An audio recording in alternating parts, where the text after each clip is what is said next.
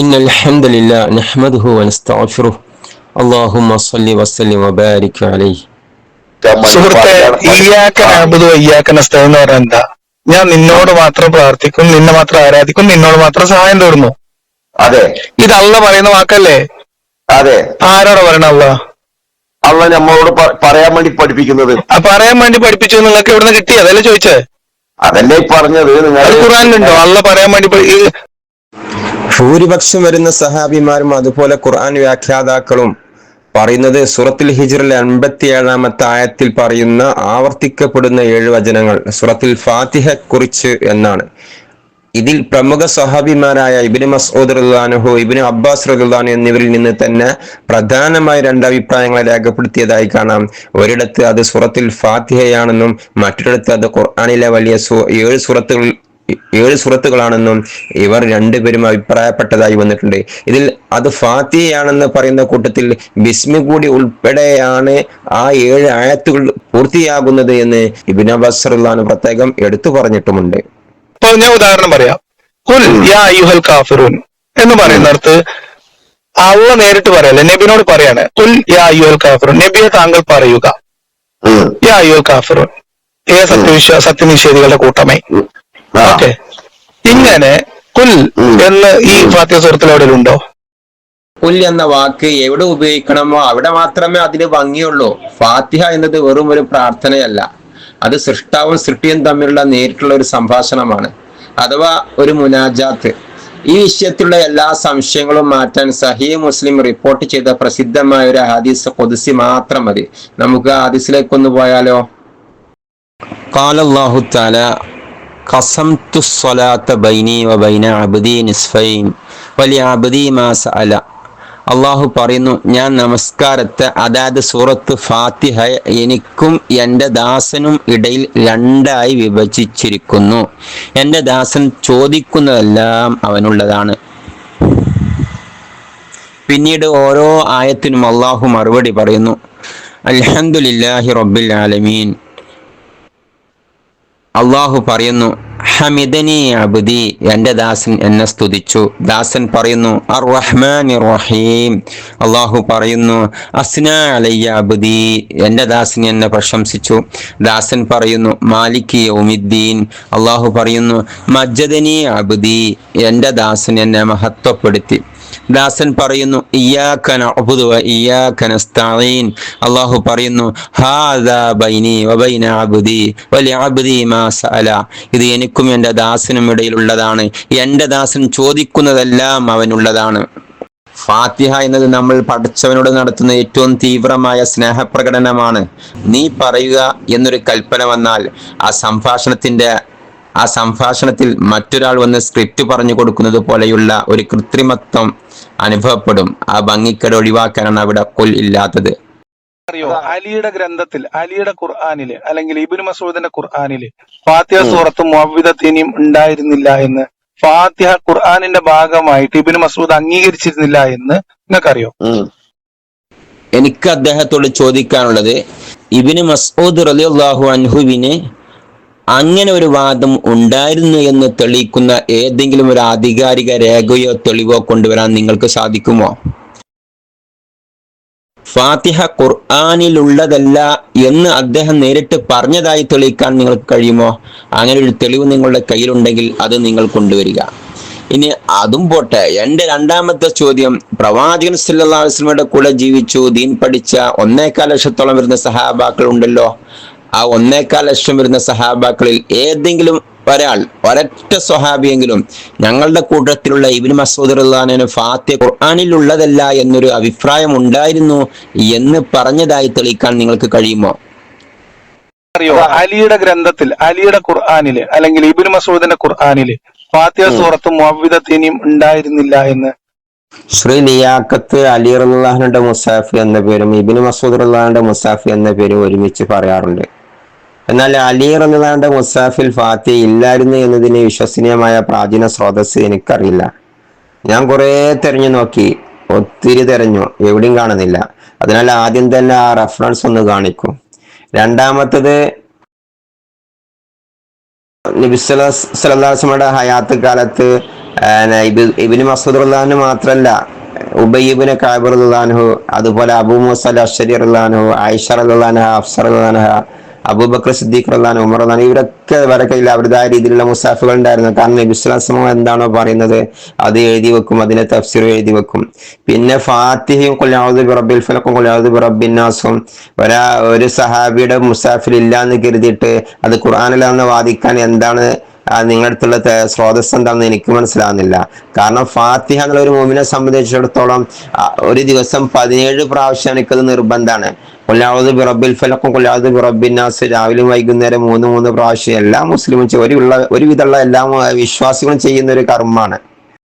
സൂറത്തുൽ ഫാത്തിഹയുടെ പ്രാധാന്യത്തെക്കുറിച്ച് നിരവധി ഹദീസുകൾ വന്നിട്ടുണ്ട്. അതിൽ സ്വഹീഹ് ബുഖാരിയിൽ തന്നെയുള്ള മറ്റൊരു ഹദീസും കൂടി ഇവിടെ വ്യക്തമാക്കാം. حدثنا مسدد حدثنا يحيى عن شعبة قال حدثني خبيب بن عبد الرحمن عن حفص بن عاصم رحمهم الله عن أبي سعيد بن المعلى رضي الله عنه قال كنت أصلي في المسجد ഞാൻ പള്ളിയിൽ നമസ്കരിക്കുകയായിരുന്നു.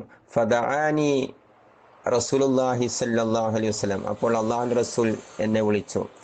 ഫലം ഉജിബുഹു, എന്നാൽ ഞാൻ അവിടത്തേക്ക് ഉത്തരം നൽകിയില്ല.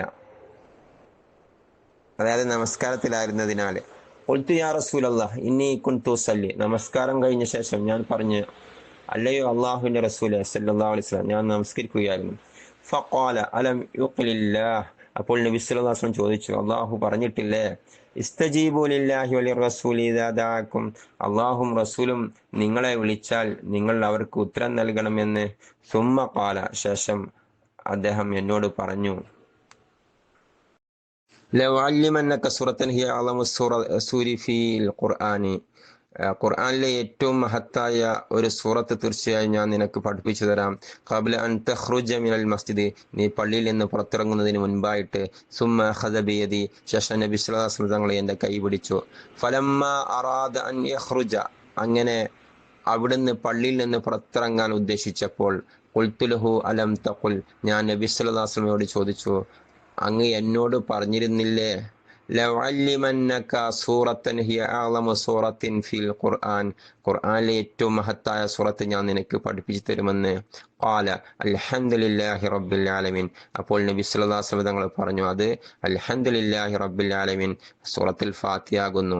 ഹിയ സബ്ഉൽ മസാനി, അതായത് ആവർത്തിച്ച് പാരായണം ചെയ്യപ്പെടുന്ന 7 വചനങ്ങൾ, സബുൽ മസാനി. വൽ ഖുർആനുൽ അളീമില്ലദീ ഊതീതു, എനിക്ക് നൽകപ്പെട്ട മഹത്തായ ഖുർആനും അത് തന്നെയാണ്.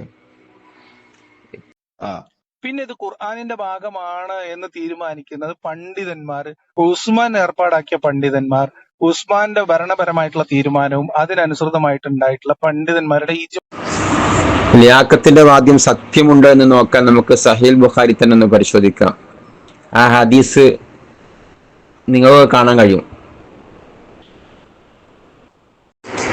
حدثنا موسى حدثنا إبراهيم حدثنا بن شهاب أن أنس بن مالك حدثه, മൂസ ഞങ്ങളോട് നിവേദനം ചെയ്തു, ഇബ്രാഹിം ഞങ്ങളോട് നിവേദനം ചെയ്തു, ഇബ്നു ശിഹാബ് ഞങ്ങളോട് നിവേദനം ചെയ്തു, തീർച്ചയായും അനസ് ബിൻ മാലിക് റളിയല്ലാഹു അൻഹു അദ്ദേഹത്തോട് ഇപ്രകാരം പറയുകയുണ്ടായി, അന്ന ഹുദൈഫത്ത് ബിൻ യമാനി ഖദിമ അലാ ഉസ്മാൻ വകാന യുആസി അഹ്ല അശ്ശഅമി ഫിൽ ഫത്ഹി ഇർമീനിയത വഅസ്റബൈജാന മഅ അഹ്ലി ഇറാഖി. ഹുദൈഫത്ത് ബിൻ യമാൻ റളിയല്ലാഹു അൻഹു ഒരിക്കൽ ഉസ്മാൻ റളിയല്ലാഹുവിന്റെ അടുക്കൽ വന്നു. ആ സമയം അദ്ദേഹം അസർബൈജാനിലെയും അർമീനിയയിലേക്കും ദീനി പ്രവർത്തനത്തിന് വേണ്ടി സിറിയക്കാരുടെ കൂട്ടത്തിലും ഇറാഖികളുടെ കൂട്ടത്തിലും പോയ ആ സംഭവം വിവരിക്കുകയാണ്.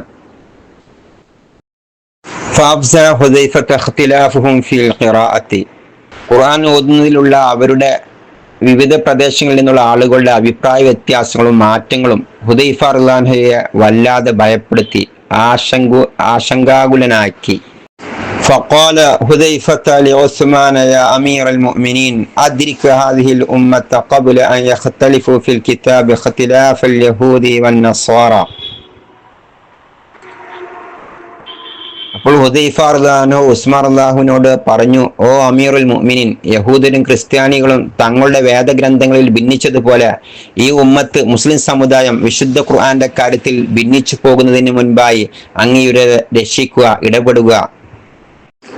فأرسل عثمان إلى حفصة أن أرسلي إلينا بالصحف ننسخها في المصاحف ثم نردها إليك فأرسلت بها حفصة إلى عثمان. തുടർന്ന് ഉസ്മാൻ റളിയല്ലാഹു ഹഫ്സ റളിയല്ലാഹുവിന്റെ അടുക്കലേക്ക് ആളയച്ചു പറയിപ്പിച്ചു, താങ്കളുടെ കൈവശമുള്ള ഖുർആൻ ഏടുകൾ, അതായത് അബൂബക്കർ റളിയല്ലാഹുവിന്റെ കാലത്ത് ക്രോഡീകരിച്ച് അത് ഉമർ റളിയല്ലാഹുവിന്റെ മകള് ഹഫ്സയിലേക്ക് എത്തിയ സംഭവമാണ് പറയുന്നത്. താങ്കളുടെ കൈവശമുള്ള ഖുർആൻ ഏടുകൾ ഞങ്ങൾക്ക് അയച്ചു തന്നാലും ഞങ്ങൾ അത് പകർത്തി മുസ്ഹഫുകളാക്കി മാറ്റാം, അതിനുശേഷം അത് താങ്കൾക്ക് തന്നെ തിരിച്ചു നൽകാം. അങ്ങനെ ഹഫ്സ റളിയല്ലാഹു അൻഹ ആ ഏടുകൾ ഉസ്മാൻ റളിയല്ലാഹു അൻഹുവിന് കൊടുത്തയച്ചു. ഫഅമറ Syed bin Sabit Abdullahi bin Zubair وسعيد بن العاص وعبد الرحمن بن الحارث بن هشام فنسخوها في المصاحف. അതിനുശേഷം ഉസ്മാൻ റളിയല്ലാഹു Zaid bin Sabit, Abdullahi bin Zubair, Saeed bin Aas, Abdurahman bin Haris bin Hisham റളിയല്ലാഹു അൻഹും എന്നിവരോട് അത് കൽപ്പിക്കുകയും അവർ ആ ഏടുകൾ മുസ്ഹഫുകളിലേക്ക് പകർത്തി എഴുതുകയും ചെയ്തു. فقال عثمان لراحة القريشي الثلاثة إذا اختلفتم أنتم وزيد بن ثابت في شيء من القرآن فاكتبوه بلسان قريش فإنما نزل بلسانهم ففعلوا. അപ്പോൾ ഉസ്മാൻ റളിയല്ലാഹു ആ മൂന്ന് ഖുറൈശികളായ വ്യക്തികളോട്, അബ്ദുല്ല, സഈദ്, അബ്ദുറഹ്മാൻ എന്നിവരോട് പറഞ്ഞു റളിയല്ലാഹു അൻഹു, നിങ്ങളും സെയ്ദ് ബിൻ സാബിത്തും, അദ്ദേഹം അൻസാരിയാണ്, തമ്മിൽ ഖുർആനിലെ ഏതെങ്കിലും പദത്തിന്റെയോ ശൈലിയുടെയോ കാര്യത്തിൽ അഭിപ്രായ വ്യത്യാസമുണ്ടായാൽ അത് ഖുറൈശികളുടെ ഭാഷയിൽ ശൈലിയിൽ എഴുതുക. കാരണം ഖുർആൻ അവതരിക്കപ്പെട്ടത് അവരുടെ ഭാഷയിലാണ്, അവർ അങ്ങനെ തന്നെ ചെയ്തു. حتى إذا نسخوا الصحف في المصاحف رد عثمان الصحف إلى الحفصة. അങ്ങനെ അവർ ആ ഏടുകൾ പൂർണ്ണമായും മുസ്ഹഫുകളിലേക്ക് പകർത്തിയപ്പോൾ ഉസ്മാൻ റളിയല്ലാഹു ആ പഴയ ഏടുകൾ ഹഫ്സ റളിയല്ലാഹുക്ക് തന്നെ തിരിച്ചേൽപ്പിച്ചു. وأرسل إلى كل أفق بمصحف مما نسخوا وأمر بما سواه من القرآن في كل صحيفة أو مصحف أن يحرق.